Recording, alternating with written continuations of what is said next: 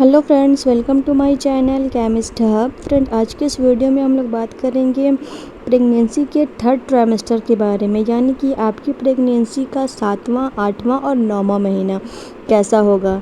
तो चलिए सबसे पहले बात करते हैं। हमारा जो थर्ड ट्राइमेस्टर है वो 28 वीक से लेकर 14 वीक तक, या फिर जब तक आपकी डिलीवरी नहीं होती तब तक का माना जाता है। इस समय आपके अंदर, आपकी बेबी के अंदर क्या क्या चेंजेस आते हैं, चलिए उन्हें डिटेल में समझने की कोशिश करते हैं।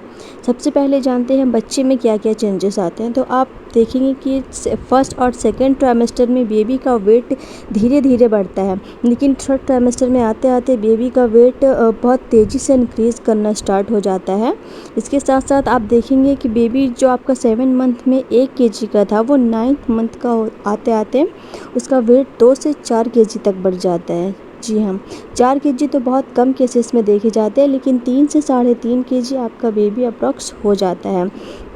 तो इस टाइम पे हमें अपनी डाइट का ख़ास ख्याल रखना चाहिए। इसके साथ साथ अगर हम बच्चे की मूवमेंट की बात करें, तो बच्चे का मूवमेंट थर्ड ट्राइमेस्टर में थोड़ी कम हो जाती है, क्योंकि बच्चा हमारा बड़ा हो रहा होता है और उसे अब स्पेस नहीं मिलता है पूरी रौंड लगाने की, इसलिए बच्चे का मूवमेंट थोड़ा कम हो जाता है। इसके लिए हमें ध्यान देना है कि हमें 12 घंटे की एक शेड्यूल बनानी है। और सपोज़ डैट कि मैंने सुबह 8 बजे से लेकर रात के 8 बजे तक शेड्यूल बनाया है, और इस 12 घंटे में आपको नोटिस करना है कि आपका बेबी कितनी बार मूवमेंट कर रहा है। अगर आपका बेबी 12 घंटे में 11 से 12 बार या 13 बार अगर मूवमेंट कर रहा है, तो ये बिल्कुल नॉर्मल सी बात है, यानी कि अच्छी बात है। और अगर आपका बेबी इससे मूवमेंट कम हो रही है, तो आप इमीडिएटली अपने डॉक्टर के पास जाएं।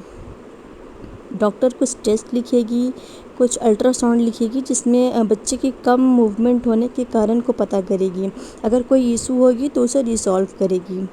इसके साथ साथ जानते हैं कि माँ के अंदर क्या क्या चेंजेस आते हैं। तो सबसे पहले माँ का जो बेबी बम होते हैं, यानी कि उनका जो पेट होता है, और वो इंक्रीज़ होना स्टार्ट हो जाता है। जैसे जैसे बेबी का वेट इंक्रीज़ होता है, वैसे ही माँ का भी वेट इंक्रीज़ होता रहता है।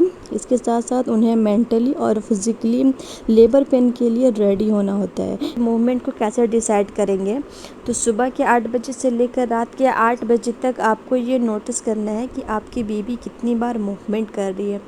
सपोज़ कि एक बार मूवमेंट किया, आप एक बार टिक करें, दूसरी बार मूवमेंट किया, दूसरी बार टिक करें। इस तरह करके आपको 10 से 11 बार नोटिस करना है कि अगर बच्चा 10 से 11 बार घूम रहा है तो आप बच्चा अच्छा है, हेल्दी है। और अगर कम हो रहा है तो आप इमीडिएटली अपने डॉक्टर के पास जा सकते हैं।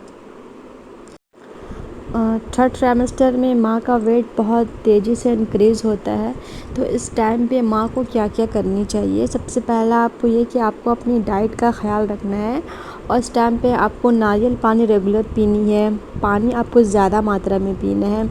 इसके साथ साथ अब आपको घी का भी उपयोग करना है। आप या तो दाल के साथ उससे इस्तेमाल करें, या फिर अपने खाने में घी का ज़्यादा से ज़्यादा इस्तेमाल करें। यह आपके शरीर को लचीला बनाती है और नॉर्मल डिलीवरी के लिए ये बहुत अच्छी साबित होती है। इसके साथ साथ आप एक्सरसाइज भी कर सकते हैं। एक्सरसाइज अगर आपने अभी तक स्टार्ट नहीं किया है, तो 7 मंथ तक आप अपना एक्सरसाइज स्टार्ट करें। और अगर आपने एक्सरसाइज स्टार्ट कर दिया है, तो हर मंथ का अलग अलग एक्सरसाइज होता है, तो उसके अकॉर्डिंग आप 7 मंथ का अलग एक्सरसाइज करें, 8 मंथ का अलग और 9 मंथ का अलग। लेकिन अगर आपने अभी तक एक्सरसाइज स्टार्ट नहीं किया है, तो वो स्टार्ट कर लें। इसके लिए आपको यूट्यूब में बहुत सारे वीडियोस मिल जाएंगे, जो आपकी प्रेगनेंसी के दौरान एक्सरसाइज बिल्कुल सेफ़ होती है। इसके साथ साथ अगर हम बात करें कि हमें क्या क्या सावधानियाँ बरतनी चाहिए, तो सबसे पहले ये कि हमें ध्यान रखना है कि हमारी बेबी की मूवमेंट कम ना हो। अगर आपको रियलाइज़ हो रहा है कि आपका बेबी कम मूव कर रहा है, तो आप इमीडिएटली अपने डॉक्टर के पास जा सकते हैं। इसके साथ अगर आपको लगे कि आपके योनि से वाइट डिस्चार्ज ज़्यादा होना स्टार्ट हो गया है, तो आप इमीडिएटली अपने डॉक्टर के पास जा सकते हैं।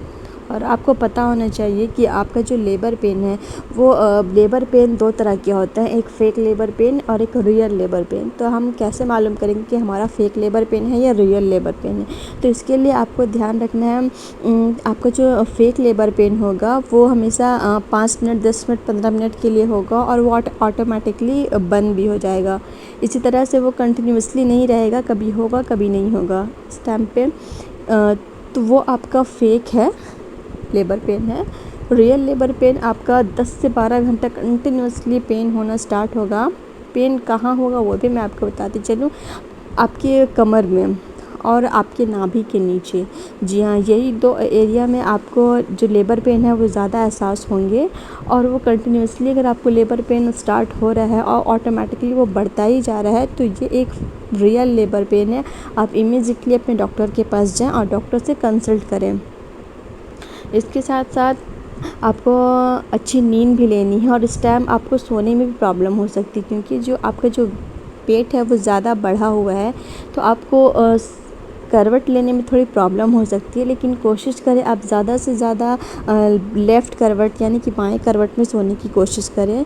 अगर आप बाएं करवट सोते हैं तो आपके बच्चे के लिए बहुत अच्छा होता है, आपके बच्चे की मूवमेंट अच्छी रहती है, आपके बच्चे को किक लेने में आसानी होती है, उसकी हार्ट बीट अच्छी होती है और आपको भी प्रॉपर नींद आएगी। इसके साथ साथ आपको यूरिन की भी प्रॉब्लम ज़्यादा हो सकती है, क्योंकि आपका जो बेबी का वेट बढ़ेगा उसी तरह ब्लैंडर पे प्रेशर पड़ेगा और आपको यूरिन की प्रॉब्लम भी ज़्यादा होने लगेगी। तो इस टाइम पे आप होल डे या फिर दिन भर आप अपने डाइट का अच्छे से ख्याल रखें। रात के टाइम पे आप पानी कम पी के सोया करें, जिससे कि आपको यूरिन जाने में बार बार प्रॉब्लम नहीं होगी और आपको प्रॉपर नींद मिलेगी। अगर आप नॉर्मल डिलीवरी कराना चाहते हैं तो 8 मंथ जब आपका स्टार्ट होता है तो आपको होम्योपैथिक मेडिसिन लेनी चाहिए। होम्योपैथिक मेडिसिन आपको नॉर्मल डिलीवरी कराने में बहुत मदद करती है। ऐसे नॉर्मली लेबर पेन हमारा 10 से 12 घंटे का होता है, लेकिन अगर आप होम्योपैथिक का मेडिसिन यूज़ करते हैं तो वो आपका 8 से 9 घंटे लेबर पेन रहेगा और इसी बीच आपकी डिलीवरी अच्छे से नॉर्मल हो जाएगी।